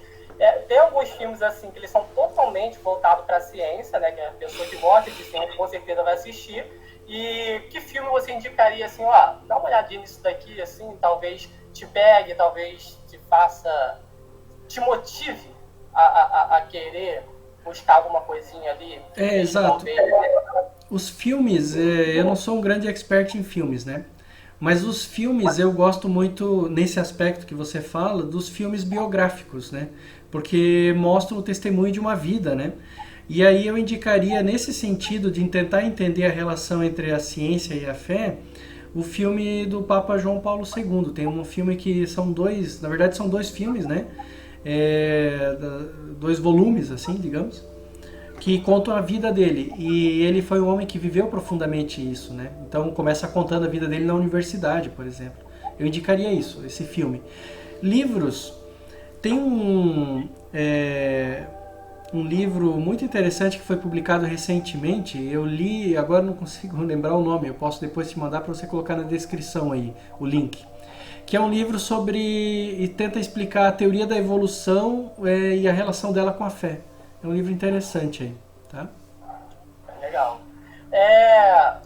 Sobre esse novo projeto, não sei se você tem trabalhado em mais algum projeto além da próxima etapa do curso, né, de cosmologia física. Você já consegue dizer alguma coisa pra gente, para quem está esperando aí, como eu estou esperando, né? Essa é a terceira etapa, né? Começa lá com a astrofísica, vai para a astronomia e astronáutica, que é mais básica ainda, né? Do que da astrofísica, e esse agora requer alguns requisitos, né, para você conseguir acompanhar o curso, né, de cosmologia física. O que você já tem pronto? O que você já consegue falar para a gente sobre o curso? O curso está bastante coisa gravada já, né? Eu continuo gravando, toda semana eu estou gravando, né? E muitas aulas preparadas esperando para serem gravadas. E ainda falta preparar uma parte das aulas, né? Então eu diria que tem muita coisa pronta já e que eu espero conseguir lançar no primeiro semestre do ano que vem, né? A minha expectativa era lançar esse final do ano agora, era lançar agora em novembro, mas não vai dar. Mas tem muita coisa preparada, né? Então acho que no começo do ano que vem eu vou conseguir, eu tenho bastante confiança de que eu vou conseguir lançar. E depois disso eu vou atualizar e regravar o curso de Astrofísica Geral, daí que foi gravado em 2017, então já está desatualizado, né? No ano que vem vai fazer 4 anos, né? Então está já desatualizado, muitas descobertas, muitas coisas aconteceram, depois disso eu preciso incluir. E vou regravar, porque ele foi mal gravado, né? Foi gravado numa aula presencial, quem viu, né? Então eu vou regravar direitinho e tal. E eu vou incluir um módulo novo no curso de Astrofísica Geral. Além de toda a atualização e da regravação, né?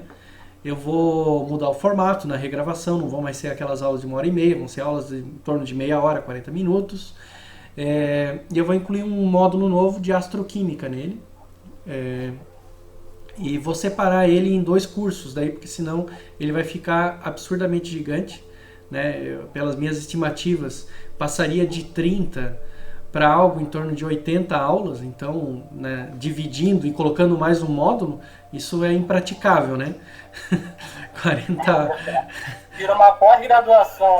Vai ficar impraticável. Então eu vou fatiar ele em 2 ou 3 cursos, depende aí do planejamento, para poder ficar mais palatável, porque o que acontece é o seguinte, às vezes a pessoa começa, mas ela não tem condições de fazer todas as aulas em seguida, e aí perde o ritmo no meio. Então, se você tem, digamos, 80 aulas, é mais interessante que você pudesse oferecer, né, quebrado em 2 ou 3 pedaços, porque a pessoa faz um módulo, aí consegue a certificação, o diploma, daqui a pouco ela dá um tempo, vai fazer outra coisa, agora eu vou voltar, vou fazer a segunda parte, e assim por diante, fica mais factível, né? Então, ele não está no formato de internet, porque ele foi gravado para um curso presencial que durava um ano inteiro, né? Mas aí, o ano que vem, eu vou regravar ele todo, vou atualizar e vou incluir esse módulo de astroquímica nele. Legal, eu vou assistir de novo, garantido isso. E pessoal, eu vou estar deixando o link na descrição para vocês estarem se inscrevendo lá no curso, ok? E também o link do canal no YouTube, né? O Astrofísica para Todos, né? Não sei se tem a página também da Tativa, grupo no Facebook. Não, o grupo eu desativei porque as pessoas não sabem conviver em grupos no Facebook. E aí eu desativei, né? E tem a página no Facebook que serve para eu publicar novidades, né, atualizações, embora a referência seja a página do curso mesmo, né, astrofísica.ufsc.br, é onde realmente ali eu posso dizer, olha, ali está atualizado, vai ali que ali você vai encontrar as informações. E hoje você ainda consegue manter, assim, respondendo, né, os alunos ali, o que é legal pra caramba, ali, os alunos do curso, você continua gravando vídeos ali para responder algumas questões, né?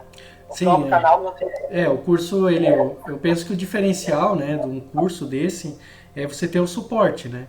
Se eu não pudesse oferecer o suporte, ele perderia uma parte do sentido dele, né? Então, eu dou suporte para os alunos pelo YouTube, quem faz comentários lá, todos os dias, e respondo e-mails também todos os dias, né? São os 2 canais de suporte, né? E-mail e comentários no YouTube. Além disso, eu estou selecionando algumas perguntas para ir gravando as respostas. Eu percebi que eu consigo colocar melhor algumas respostas gravando do que respondendo e-mail e tal. E algumas perguntas são muito comuns, então assim a gente tira a dúvida de mais pessoas do que respondendo um e-mail ou um comentário apenas, né? Sim, verdade. Inclusive, uma curiosidade a respeito do nome Astrofísica para Todos, isso me deu um trabalho no início desse canal. A curiosidade você não sabe, mas eu tento um bordãozinho ali no final dos vídeos, que eu agradeço, né? Falo que eu sou o Rodolfo Mato, do canal Astrofísica de Bolso, onde você leva a ciência com você. E para colocar na minha cabeça que o nome do meu canal era Astrofísica de Bolso, porque toda vez que eu tinha que regravar, eu falava, esse é o canal Astrofísica para Todos, e a minha namorada, não, aí eu me tocava, a gente tinha que regravar tudo de novo, caramba. Aí eu seguindo já, porque eu pesquisei muito a respeito desse canal, então já ficou gravado aqui, Astrofísica, e já viu para Todos ao lado ali.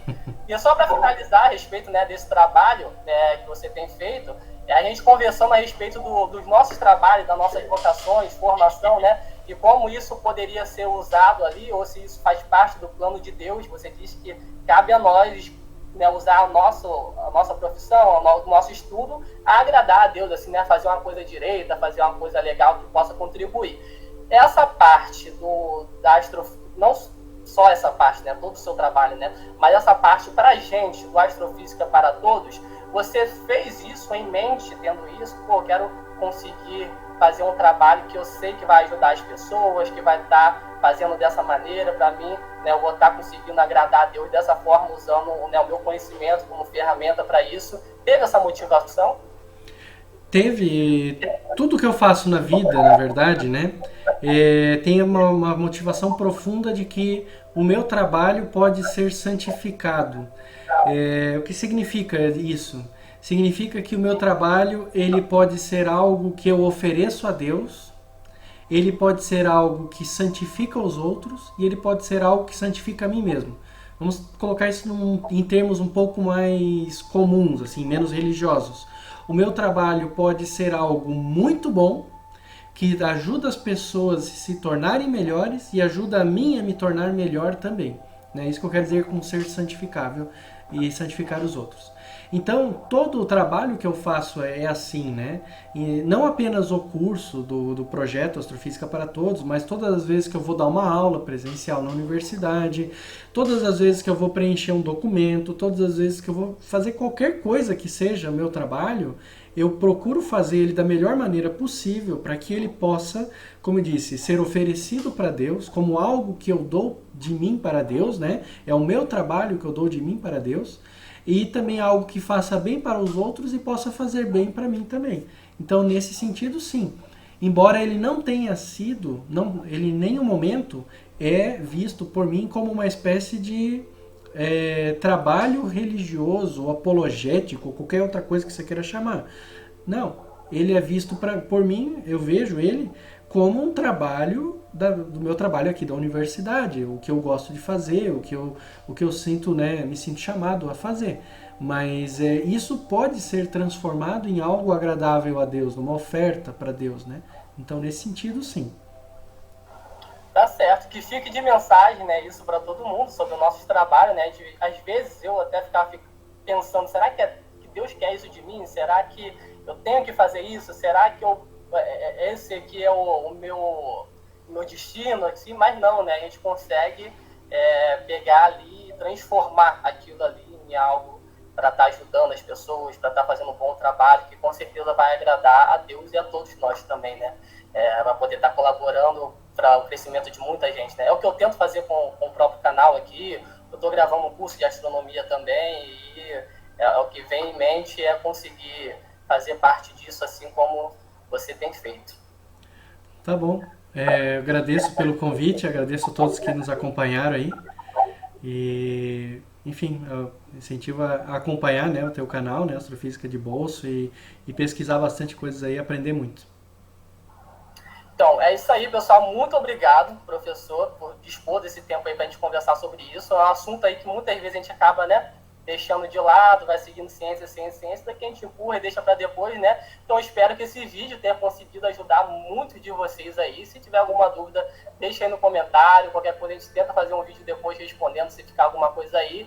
Fica aberto, né, o canal, totalmente à disposição para mandar seus recados. Se quiser fazer uma outra entrevista, uma live, tá tudo aqui à sua disposição. Muito obrigado pelo seu tempo, muito obrigado pelo tempo de vocês por estarem assistindo. Deixe o feedback de vocês aí embaixo. E é isso aí, pessoal. Eu sou o Rodolfo Mato, do canal Astrofísica de Bolso, onde você leva a ciência com você.